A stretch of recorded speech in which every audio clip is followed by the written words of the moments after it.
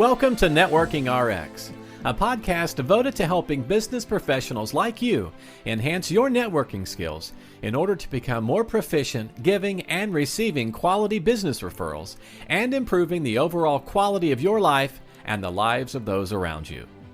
The Networking RX podcast is a production of AmSpirit Business Connections, an organization whose mission is to empower business success through networking. You know, for those who know, I've got 3 kids. I call them 3 great kids, and they really are great kids. I won't get into all that. I could brag on my kids for hours, and that's not the purpose of this podcast. But, you know, it doesn't, especially during the teen years when they didn't talk to you, you could really get just a lot of information just by looking at what their face said or how they were standing, how they were sitting in the car. Body language is just so powerful, and we really use it every day, which leads into today's guest, Richard Newman. He is an award-winning expert in communication, storytelling, and in influence. He's the author of a book called Lift Your Impact, but he's the CEO and founder of UK Body Talk, which is a global leader in training on the science of communication. I think this is be a great topic for us to talk on, because when we get into the whole notion of professional relationships and business networking, what we're saying, what's coming out of our mouth is really a very small percentage of what we're communicating day to day. So, Richard, thank you for joining us on the program. Yeah, thanks, Frank. I appreciate that introduction. It's funny when you're talking about your kids and wanting to read their body language when they were teenagers. That's really where my work in this field began. Is that, you know, as a teenager myself, I was very awkward. I didn't really know how to build friendships or understand people. And when I was 16 years old, somebody presented me with a book for my birthday, which was called Body Language by Alan Pease. And I read it and I just thought, this is unbelievable. This is how you can understand what people are really thinking and feeling from their body language. I had no idea. And it was like the Holy Grail, and suddenly, you know, opened my eyes to something that I'd been struggling with, you know, through my childhood. I was very, very shy, highly introvert. I've also been recently diagnosed autistic. So reading body language was a huge challenge for me. And I started my journey in those teenage years to help me out with friendships and relationships. And it just later, you know, built into a fascination for communication that has led me to building this company and teaching people about communication all over the world. I would imagine you cannot sit in an airport or walk through an airport or really be anywhere and not read people's language on this, what we call the subway or mass transit here. Just when you're watching people, you're seeing something totally different than we are. You know, my wife might be looking, she's looking at somebody's shoes, right? And that matters to her. And for you, it's like, well, look at how that person's arms are crossed, you know? Yeah. It's one of those things that when you learn it, it's a little bit like you can never stop listening. I remember when I heard someone say that, I thought, that's so fascinating. Unless you put in some kind of, you know, mufflers in your ears, you're always listening. And the same goes once you learn about body language, you're always seeing something. People are always expressing something to you, whether they're opening their mouths or not. And in fact, you know, I went to a far extent with this, where I was on a retreat with Rich Roll, for people who know him and his podcast. I was on a retreat with him in Italy, and we had a period where we did a 2-hour silent lunch. You weren't allowed to say anything. You just sat there in silence. And I loved it because I thought, I'm finally really understanding the people who are here, because everything they're doing, every nuance, every movement of every muscle is telling me something about who they are. And I don't have to go through the filter of, you know, small talk and what are they saying and how am I going to respond to it. I can just be with them and connect with them. So there's so much there if people are open to learning about it. Yeah, you know, I find that even my dog can read my body language, right? I mean, she knows, you know,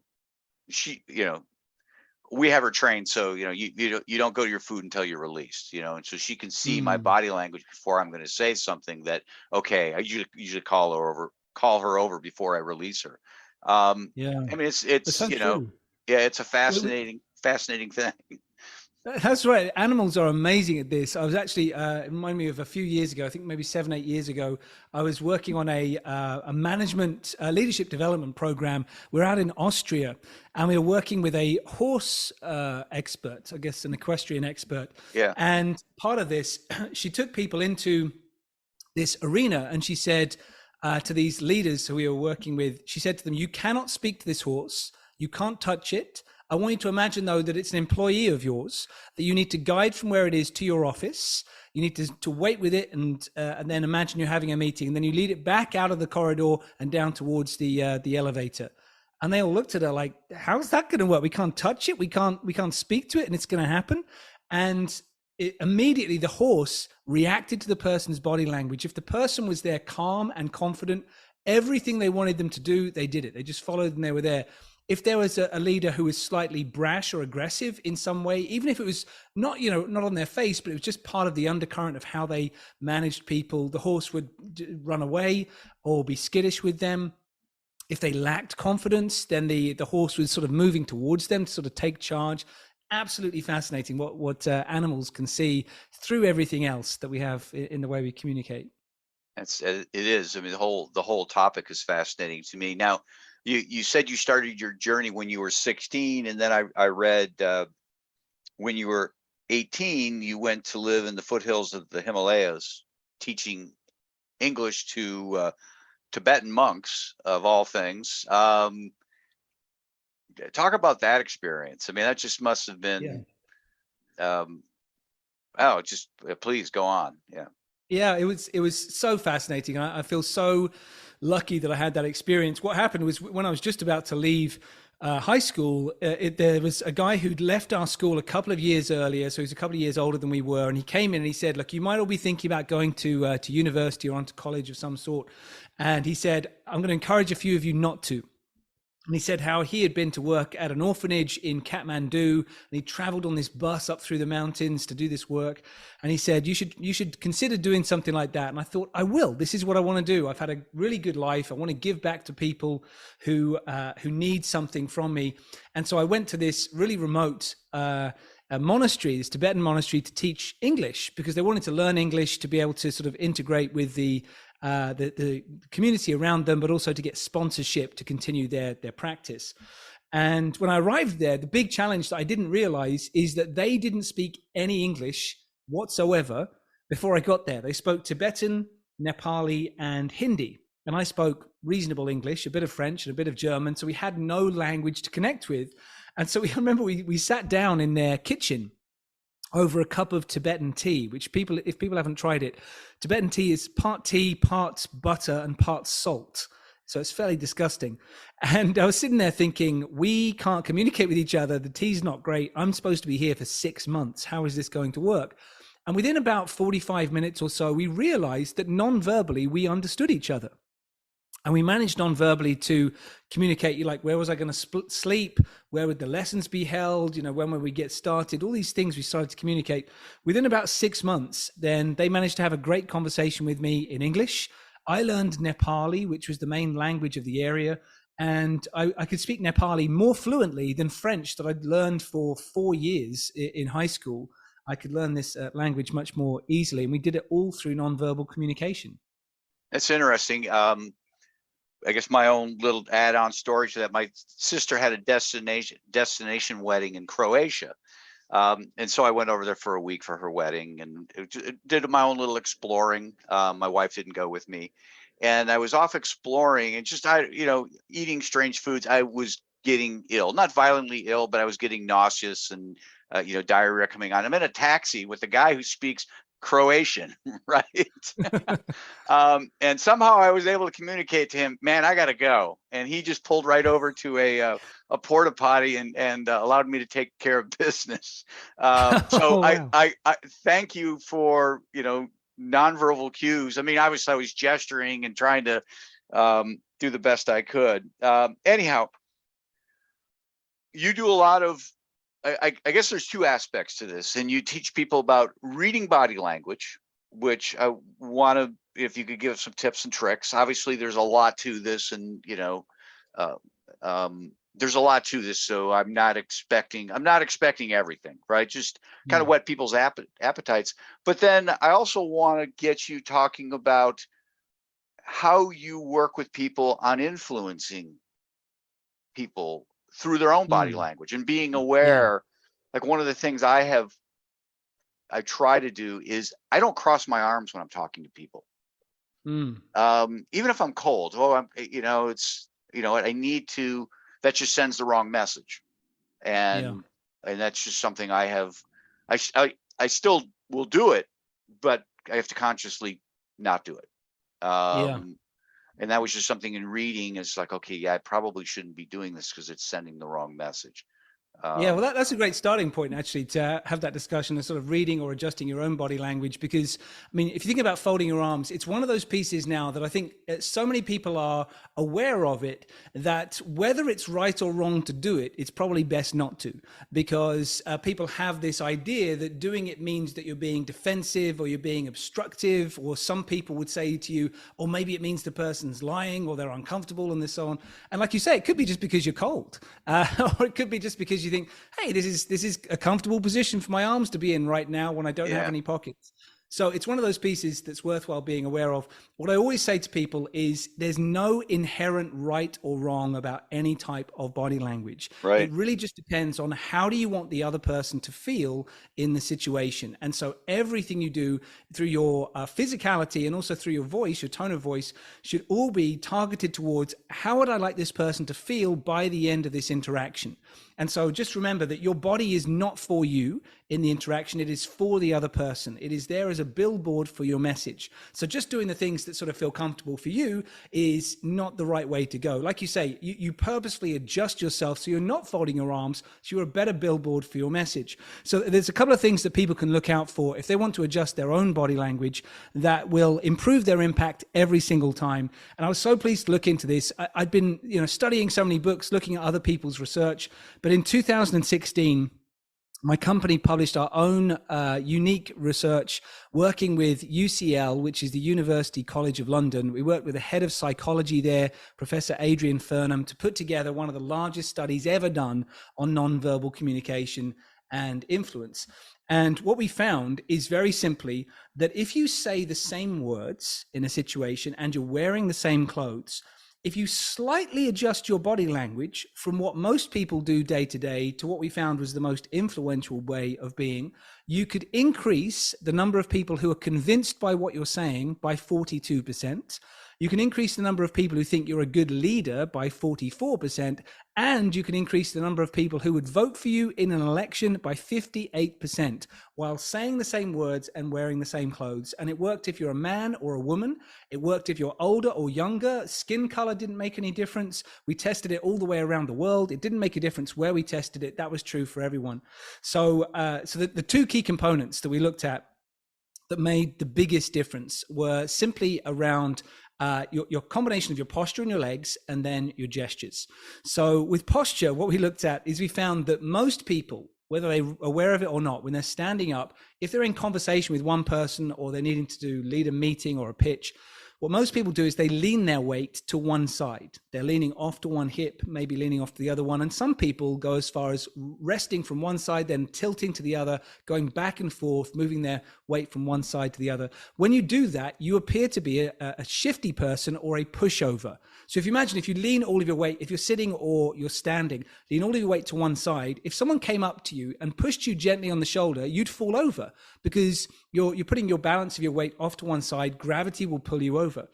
Whereas if you shift yourself to a position where your feet are roughly shoulder width apart, and you don't lock your knees, just slightly loose in the knees, and someone was to push you, then you stay where you are because gravity is working with you to keep you in that centered position where it has gravitas, gravity working with you. So we tested this. We tested to find, what is the best position to be in. We found if you're leaning to one side, if you've got your hip off to one side, then you've got very poor results. You're not seen as confident, convincing. You're not a good leader. You don't get votes in an election.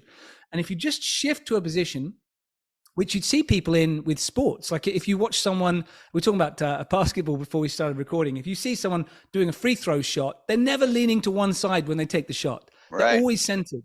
If you see someone putting at the 18th hole on a golf course, they're never leaning to one side. They're always centered. So you go back to that position you'd be in sports for strength.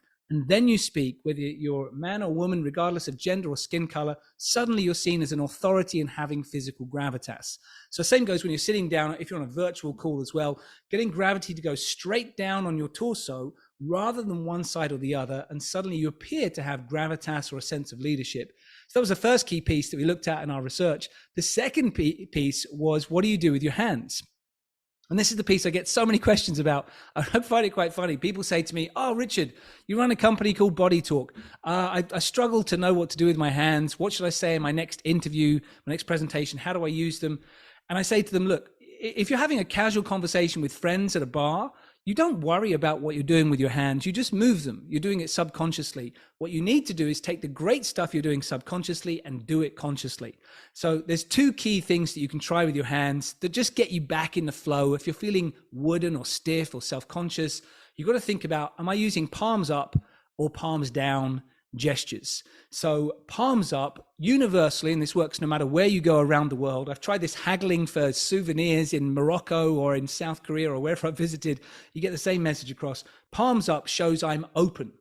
So it's something you do at the beginning of a meeting saying, thank you for having me here. I'm delighted to be here. Or it's something you might say if you want to get someone to open up. If you're a manager speaking to a team member saying, hey, look, I want to understand how you feel here. Tell me what's going on. You do palms up to show openness. Palms down is something that you do if you've got a strong definitive message where you want to say, this has to be finished by 4:00 on Friday, or that's my final price. Or like you were saying, the guy in Croatia, I need to get out of the car right now, palms down. There's no debate. There's no discussion back and forth. It needs to happen now. And so if you do these things, then you're seen to be more engaging, more charismatic, more confident, better leader, more convincing, providing you do them at the right time. So having gravity working with you, palms up for open statements, palms down for closed statements, and a combination of those suddenly makes you that much more engaging. So it's also worthwhile, if you go to the idea of reading people, just taking a look. When someone speaks to you and they say to you with palms up, that's my final offer. Well, actually, they're kind of signaling, yeah, you could probably push this a little bit further. I'm saying it's my final offer. You have to finish it by 4:00 on Thursday. It's worthwhile saying, look, give them a palms down and say, could I get it done by Monday morning? And chances are they'll say, okay, I'll give you till Monday morning, because they've shown you there's a little bit of space there. So it's just worthwhile having these in mind when you have those conversations to know how the person really feels. Yeah, this whole topic is fascinating to me. I've read books on it. Lift Your Impact. What is that book about? Yeah. So I write this book, Lift Your Impact, recently because, before the pandemic, we were training people on all sorts of things, presentation skills, quite a lot, business storytelling, all these things. And since the pandemic, we found that clients around the world, their needs shifted. Like what people have been going through these last few years with virtual working, with the Great Resignation and inflation and economy and all these things. So I discovered three things came up. Firstly, people said that their level of stress for themselves and people around them has gone through the roof. They're feeling anxious, overwhelmed, under pressure, and struggling under that pressure. Secondly, we found that people said that they are feeling more lonely now than before because they spend less time with people. And even when they do go into the office, for some of these businesses where they say you have to be here 3 days a week or you have to be here 5 days a week, they're going in, they just don't have the level of connection with the people they're working with that they used to have. They're feeling lonely even if they're surrounded. And the third thing we found that people said was just that they had a lack of purpose. We saw with the Great Resignation that people left the workforce and didn't go back because they had that sense of, I want to do something other than going to this big glass and steel building to do stuff where I'm kind of a cog in a machine that I don't really care about. And even some people these days, they still go into that same job, not really sure why they're there. So they've got that lack of purpose. So I wrote this book to give people a sense of purpose, a very powerful and strong mindset, and the ability to have deeper connections with the people around them, so that if they want to build a business or be a game changer, be able to build something really exciting in the future, they've got everything they're going to need to have that powerful mindset, the goal setting they need, and to be able to influence everybody along the way to create a really compelling legacy. Very interesting. This has been great. Let's shift gears a little bit here.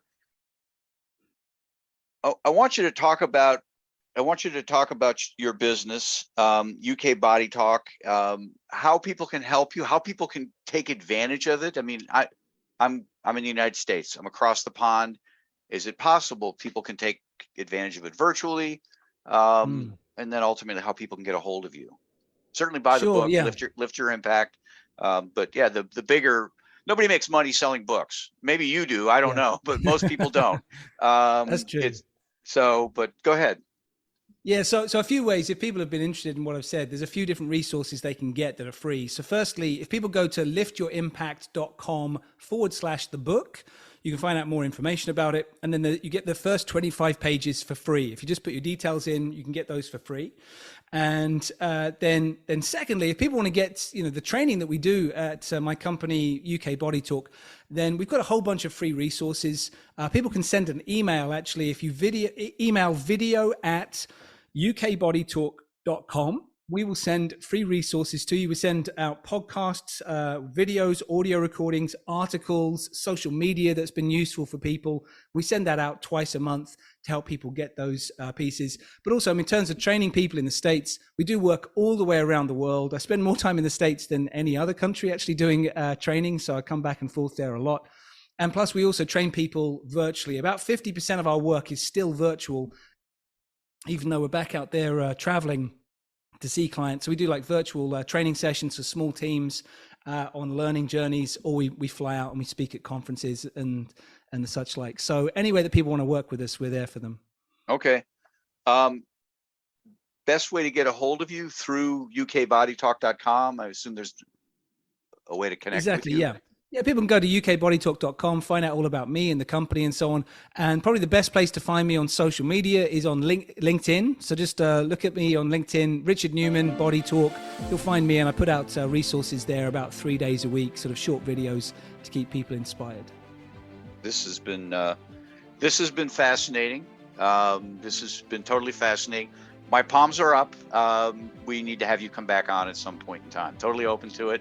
And take a deeper dive or talk a whole nother aspect of Body Talk.